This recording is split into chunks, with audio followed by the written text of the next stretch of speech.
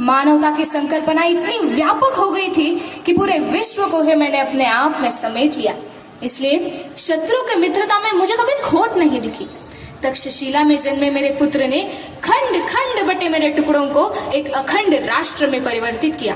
चाणक्य और चंद्रगुप्त ने मुझे बिहार से लेकर बलूचिस्तान तक और कश्मीर से लेकर कंधार तक मेरी भुजाओं का विस्तार किया।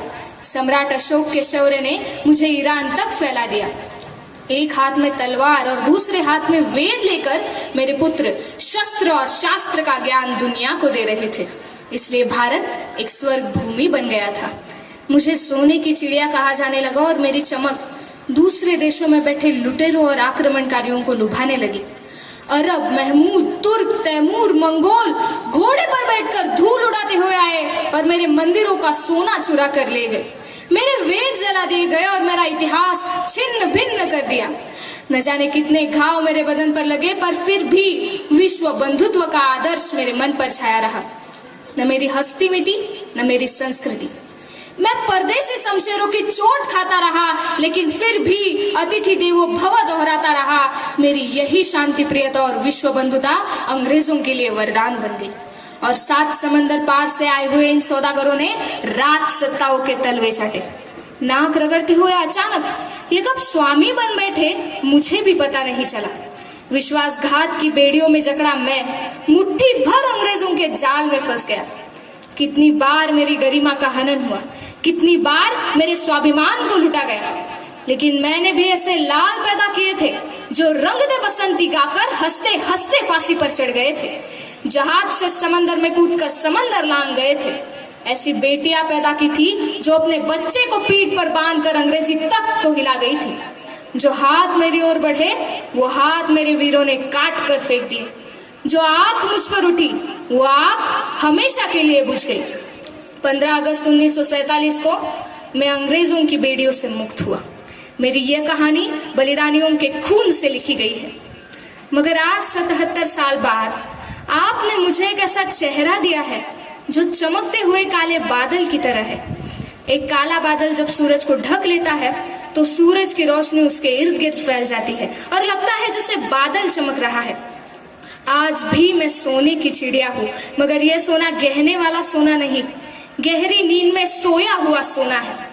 एक तरफ भारत देश प्रगति कर रहा है तो दूसरी तरफ जाति पाति के नाम पर, धर्म के नाम पर, आरक्षण के नाम पर एक ही मिट्टी की संतानें एक दूसरे से लड़ झगड़ रही है। विकास के नाम पर मेरी प्रकृति ध्वस्त हो रही है। नदियां दूषित और हवा प्रदूषित हो रही है। राज सत्ता पाने की लालसा में नेता लोगों को मुफ्त का लालच दिखाकर बहका रहे हैं। भारतवासियों को यह समझना चाहिए कि इस दुनिया में कोई भी चीज मुफ्त में नहीं मिलती। अगर कोई बच्चा भी जन्म लेता है तो उसे वेदनाओं की कीमत चुकानी पड़ती है। अगर किसी की मृत्यु भी हो जाती है तो उसे जलाने के लिए लकड़ियां भी पैसों से ही खरीदी जाती है। तो फिर यह लोग मुफ्त का राशन, मुफ्त की बिजली कहां से बांट रहे हैं? जनता को यह सब पता है, लेकिन फिर भी जनता उन्हीं के पीछे भागती है। ऐसी सोई हुई जनता के कारण ही आज मैं सोने की चिड़िया बनकर रह गया हूँ। इस लोकशाही का आधार है कि लोगों को यह समझ में आए, जो लोग हमें मुफ्त में राशन, मुफ्त में बिजली, खातों में लाखों रुपए मुफ्त में देने की बातें करते हैं, उनसे हमें बचकर रहना चाहिए। ऐसे लोग हमारे राष्ट्र के लिए घातक हो सकते हैं। एक राष्ट्रनिष्ठ शासन व्यवस्था और एक राष्ट्रनिष्ठ समाज ही मेरी स्वतंत्रता को आबादित रख सकता है। जिसे अपने मातृभाषा के प्रति प्रेम है, जिसे अपने मिट्टी के प्रति प्रेम है, वही समाज मेरी आधारशिला बन सकता है। एक राष्ट्रभक्त बनने के लिए आपको कोई ज्यादा मेहनत करने की या फिर अपनी जान दांव पर लगाने की कोई जरूरत नहीं।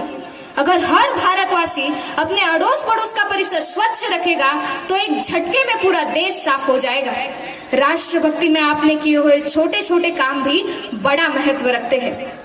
मैं आपसे बस इतना ही आह्वान करूंगा, यह आजादी नहीं मिली यूं ही, यहाँ कितनों ने दी अपनी जाने, घर छोड़ा, परिवार छोड़ा, त्याग दी अपनी संतानें। यह देश अब तेरे हाथ, यह देश अब तेरे हाथ, इन बलिदानों की कीमत पहचाने। यह देश है तो तू है, यह देश है तो मैं हूँ, यह देश है तो तू है, यह देश है तो मैं हूँ। एक कदम आगे बढ़ा इस देश का अस्तित्व टिकाने, एक कदम आगे बढ़ा इस देश का भविष्य बनाने। धन्यवाद।